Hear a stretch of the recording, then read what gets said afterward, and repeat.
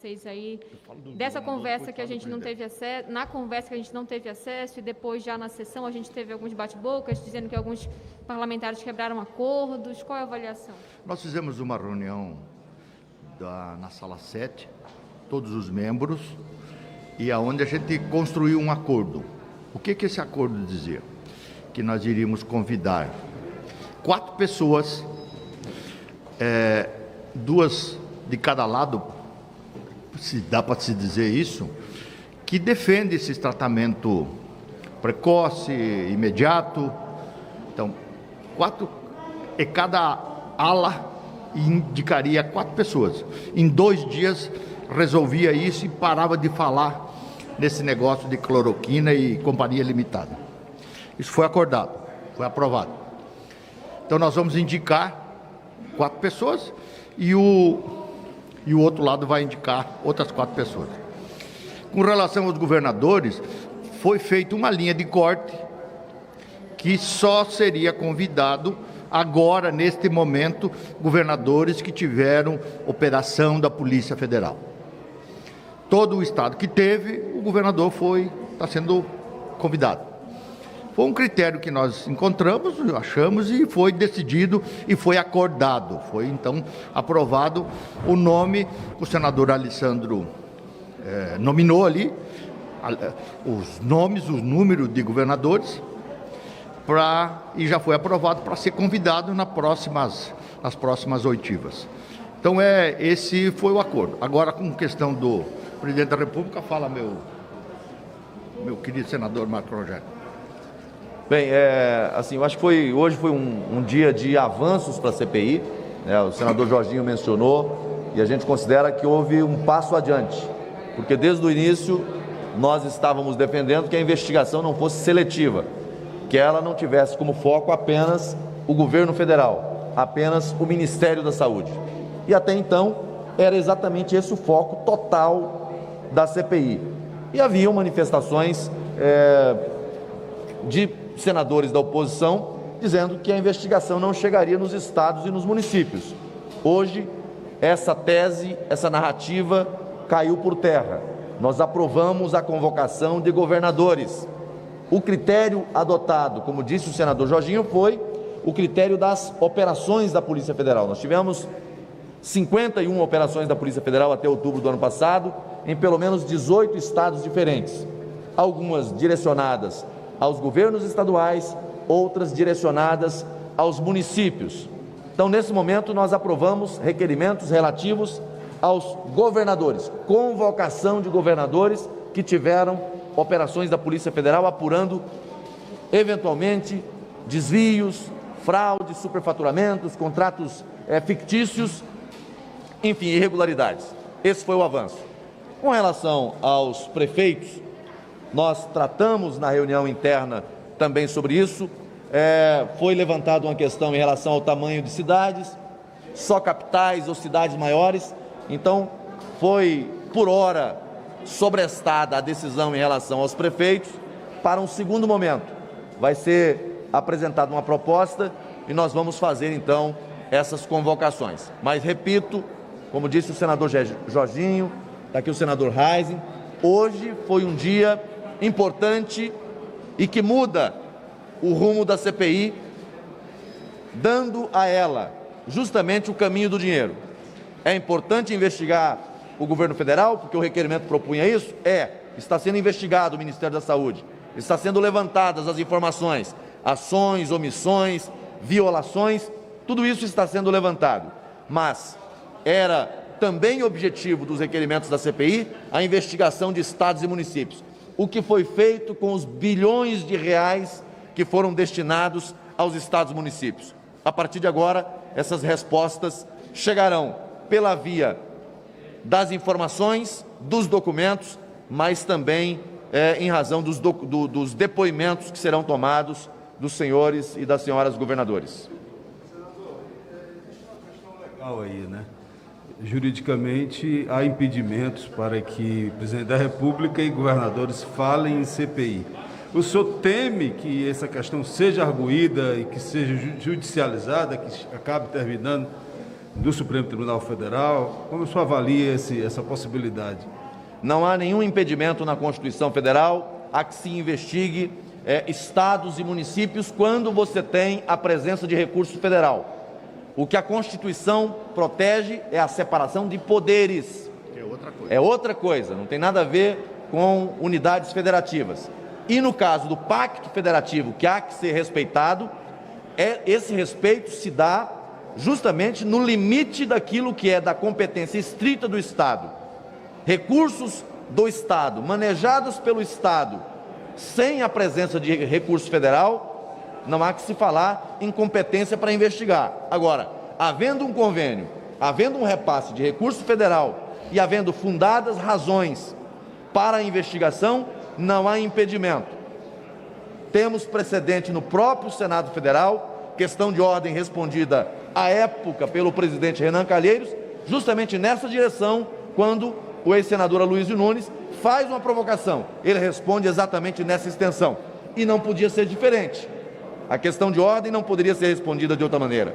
Porque se tem recurso federal, tem competência federal para investigar. Exatamente. Basta ver, e é uma questão de fato, que as operações da Polícia Federal, quando acontecem no âmbito dos estados e municípios, acontecem em razão de, eventualmente, ter lá convênios federais. Sem isso, escapa a competência federal para investigar. Tribunal de Contas da União pode investigar quando há recurso federal. O Congresso Nacional, o poder de controle da República é do Parlamento, é do Congresso Nacional. Função de controle é do Tribunal, poder de controle é do Congresso. Portanto, havendo convênio, havendo repasse federal e havendo razões para investigar, há competência federal do Congresso Nacional para isso. Boa tarde, senadores. Senador, em relação à convocação do presidente da República, a gente viu que o senhor ali e o senador Randolph, inclusive, discutiram durante a sessão. O que eu queria perguntar inclusive, não existe nenhuma vedação constitucional para que o presidente não possa ser convocado. A 1579, que dispõe sobre CPI de 1952, ela diz que as comissões podem convocar quaisquer autoridades federais, estaduais ou municipais. Se os governadores estão sendo convocados, como inclusive os senhores da base queriam, por que não convocar também o presidente para que ele preste depoimentos aqui na CPI? Essa tentativa do senador autor do requerimento foi uma tentativa de blindagem aos governadores. Quando o autor do requerimento de convocação do presidente da República apresentou esse requerimento, o argumento dele na CPI foi para proteger os governadores. Ele não queria a convocação dos governadores e disse: não, se é para convocar governadores, vamos convocar o presidente da República. São coisas absolutamente distintas. Com relação ao presidente da República, em qualquer momento é possível você interpor, apresentar pedido de processo de impedimento. Em CPI, isso não é possível. Por quê? Porque você está diante de uma violação gravíssima, a chamada separação de poderes. Poderes. São apenas 3 os poderes da República: Poder Executivo, Poder Legislativo e Poder Judiciário. A ofensa grave, a separação de poderes, quando alguém ousa solicitar, pedir, requerer a presença do presidente da República no âmbito de uma CPI. Isso é uma agressão à separação de poderes. Há outros instrumentos para se apurar a conduta do gestor federal, não é por intermédio da CPI. Em relação a governadores, já disse, há competência do Congresso Nacional, do Senado e da Câmara, quando há a presença de convênio federal, muito diferente do presidente da República. Muitos podem criticar, mas em relação ao Supremo, há vários pedidos aqui, inclusive de CPIs, contra o Supremo Tribunal Federal. Por que não se abriu? Mesmo tendo críticas, mesmo reconhecendo que muitas vezes passa do ponto, extrapola os limites constitucionais, não há elementos constitucionais a justificar uma CPI que convoque ministro do Supremo Tribunal Federal, justamente em razão da violação à separação de poderes. Então, o fundamento aqui é diferente. Em relação ao chefe do governo, em relação ao presidente da República, haveria uma clara violação à separação de poderes. Em relação a governadores, não se trata de separação de poderes. Aí o que poderia haver é violação ao Pacto Federativo.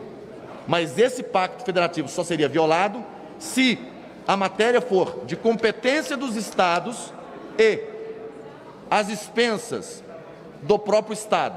Quando você tem recurso federal, a competência federal também é atraída na investigação. Mas não existe uma vedação constitucional, né, senadora? A Constituição, ela silencia, ela não pontua exatamente que o presidente não poderia vir prestar depoimento, por exemplo, na CPI. O que eu queria ver com o senhor já que estão convocando governadores, não seria interessante também o presidente vir prestar depoimento, ou o presidente tem alguma coisa a temer, que ele não poderia vir prestar depoimento? O que o senhor acha, como um governista, né? Integrante da base? Não é o que eu acho, é o que a Constituição diz. É de hermenêutica bastante simples compreender o que é a separação de poderes. Forçar a barra é outra coisa, mas respeitar a Constituição Federal e a separação de poderes é um juramento que todos nós fizemos, ainda que isso custe caro.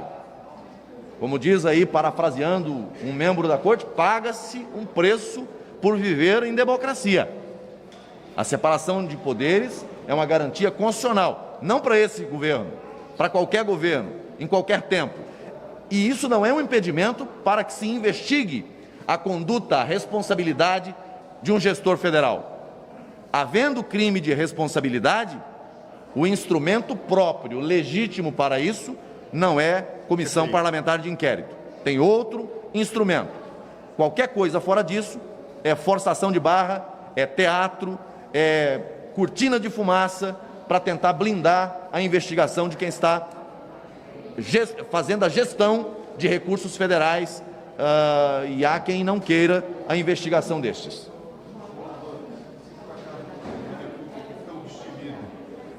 Questionar se os senhores se deveria vir à comissão. Os senhores recomendariam que ele não viesse? É isso?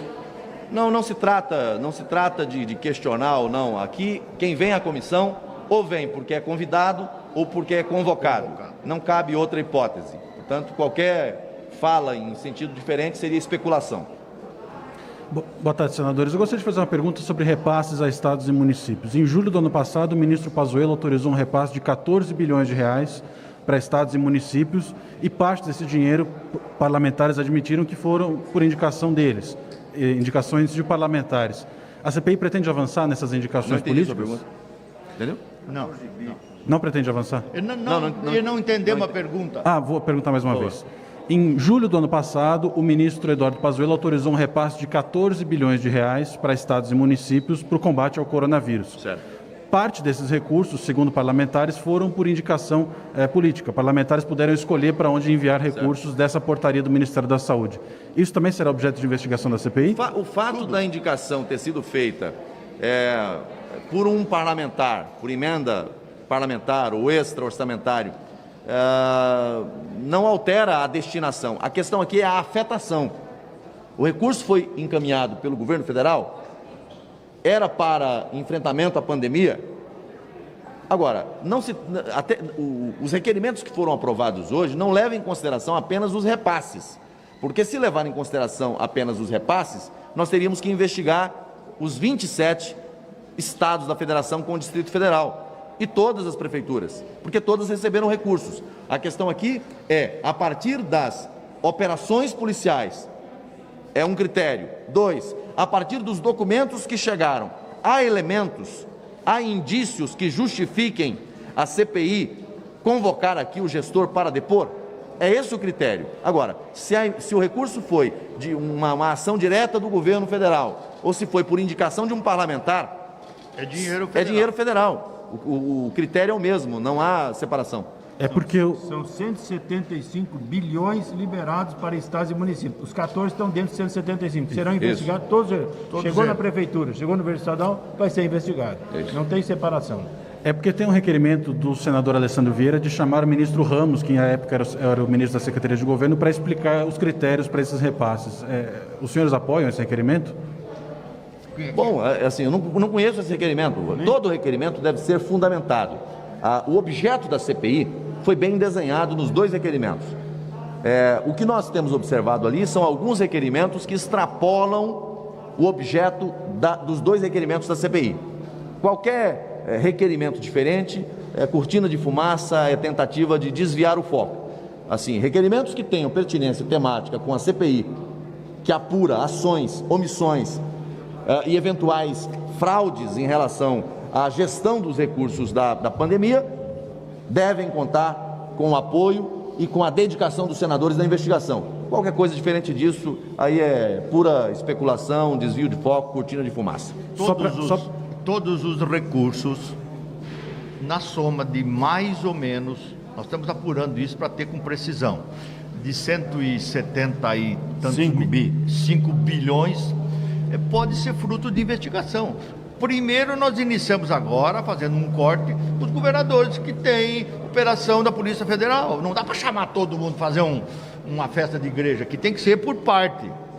Então nós vamos ouvir os governadores, convocamos, já foi aprovado, já está liquidado isso, e os prefeitos, será feita uma avaliação, se serão só os prefeitos de capitais ou cidades também que tem município maior do que a sua capital, que é o caso de Santa Catarina. Joinville é maior do que Floripa. Tem outras capitais também. Então vamos ver, fica só nas capitais ou nas cidades maiores também? Então vai ser feito um critério para que a gente convoque. E aí, se o dinheiro é de emenda parlamentar, é de um convênio do governo federal, pouco importa, será investigado. Só para amarrar, o que importa é na ponta da linha, não a origem do recurso. Se for recurso federal, o que importa é como foi aplicado. É isso aí. Havendo recurso federal relacionado à pandemia, há competência da CPI para investigar. Obrigado, senadores. Um outro detalhe importante que foi colocado hoje, o chamamento de 4 autoridades especialistas que vão falar a favor do tratamento precoce e contra o tratamento precoce. Então isso também será um debate que os senadores da CPI estarão participando de médicos especialistas que são contra o tratamento preventivo precoce e aqueles que são a favor, para também nós dirimirmos essas dúvidas, que é muito importante para nós, ok? Só uma última pergunta, senadores, em relação à reconvocação dos ministros Queiroga e também do ex-ministro Pazuello. A gente sabe que era uma coisa que os senhores não aprovavam, mas acabou tendo maioria para passar. Qual a avaliação? Vocês entraram em acordo durante a reunião ou não? Como é que foi isso? Isso foi feito um entendimento no próprio acordo que a gente fez, para no momento oportuno eles possam voltar aqui. Então nós não tivemos nada contrário a isso, até porque já tiveram o depoimento. Então acho que é justo, acho que até é necessário o próprio ministro da Saúde vir atualizar uma prestação de conta mais para frente um pouquinho de como está a pandemia, enfim. Ele vai ter a oportunidade de poder dizer que resultado deu todas as ações. Então a gente não teve contrariedade e concordamos com essa aprovação. Só sobre isso ainda, senadores, em relação à reconvocação do ex-ministro Pazuello, nesse último fim de semana ele participou daquele ato, todo mundo viu que ele participou do ato sem máscara, depois de ter aqui pedido desculpa na CPI por aquela imagem dele sem máscara num shopping em Manaus.